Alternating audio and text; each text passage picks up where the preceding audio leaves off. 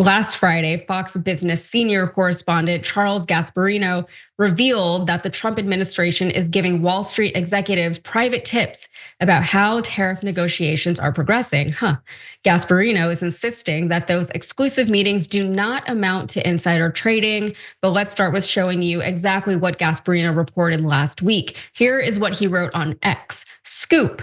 People inside the Trump White House are alerting Wall Street executives they are nearing an agreement in principle on trade with India, according to my sources who are senior Wall Street execs with ties to the White House.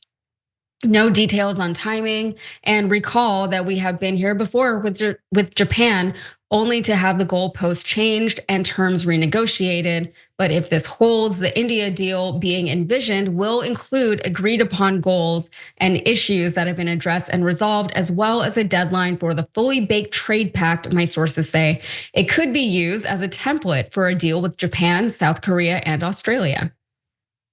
Understandably, Gasparino's post generated a lot of accusations that the Trump administration was engaging in insider trading. However, Gasparino actually denied those claims, writing this. He says, every presidential administration in recent history has met and discussed markets and econ with Wall Street during times of crisis. Obama met with business leaders all the time on policy, so did Biden's people. All the above involved meetings with Treasury, etc., and Wall Street about important policy issues not made public. By the way, where were the insider info stories during the Obama years? Inside information involves theft of non-public info that belongs to shareholders. Who are the shareholders here? Where's the theft? So Trump was asked if he could commit that no one on his financial team was giving private tips to Wall Street executives.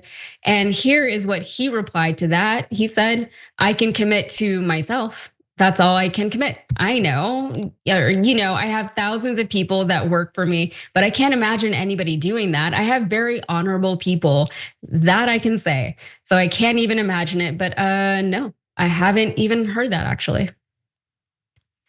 Whether big corporations are committing insider trading or not, one thing is for certain, they're currently bracing themselves for the effects of Trump's tariffs. Take a look at this. CNBC calculations show that approximately 75% of S&P 500 companies that have reported earnings through last Thursday morning have mentioned some impact from tariffs. Ocean container bookings from China to the United States have already declined more than 60%.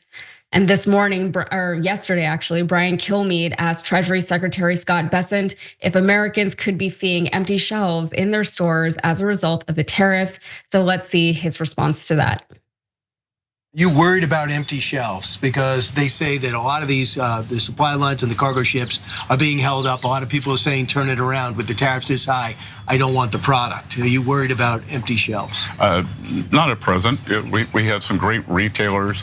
I assume they pre-ordered. I think we'll see some elasticities. I think we'll see replacements. And then we will see how quickly the Chinese want to de-escalate.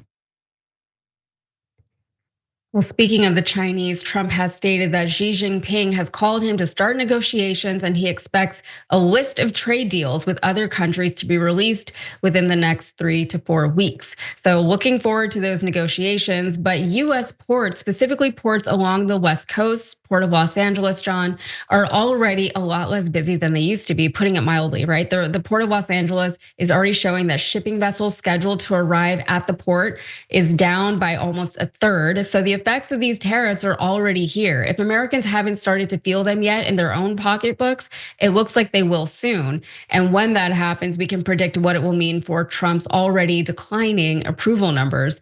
And so many Americans voted for Trump because they really believe that he would lower prices for them at the grocery store.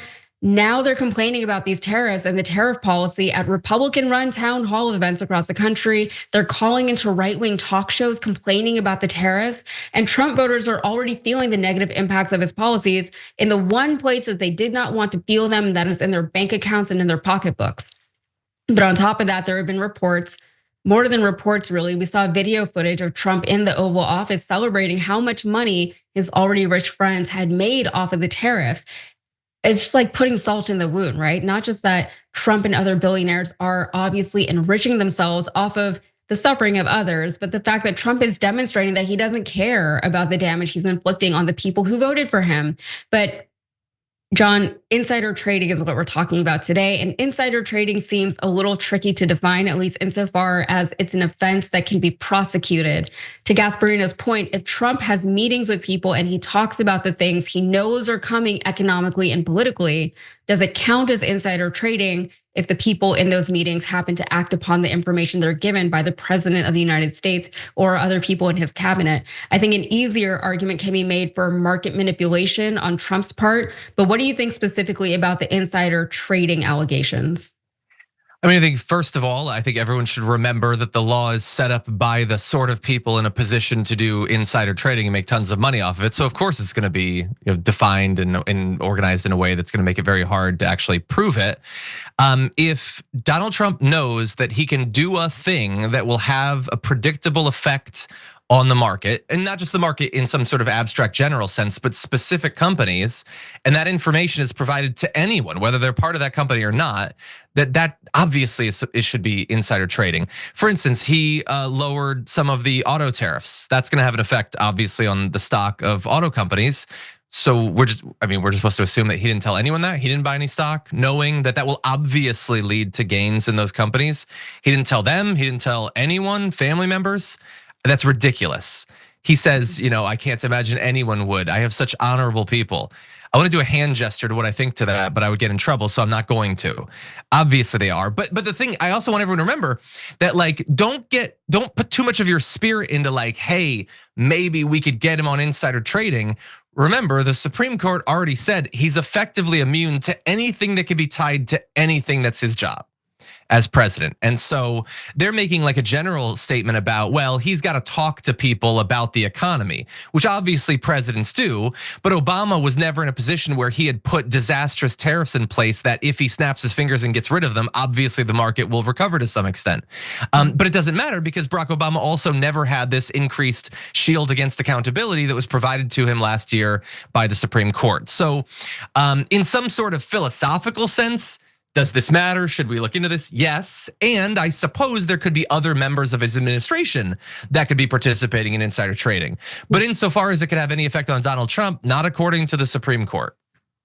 Yeah, and then let's not forget that right before he snapped his fingers and undid a lot of his tariff drama, what did he post on Truth Social, John? Do you remember? He said something about buying the dip. It's a great time to buy. Great time to buy. That's what it was. Thank you very much. And it's so anybody who did buy that dip, they have plausible deniability. I was doing what the president told me to do, and he posted it on social media, even though it happened within hours of him actually doing what he was already planning to do for who knows how long. Who knows what's going on in his brain? Who knows how much of this is premeditated? Who knows how much of this is strategy? We're all just along for the ride on this terrible, terrible ride. Every time you ring the bell below, an angel gets his wings.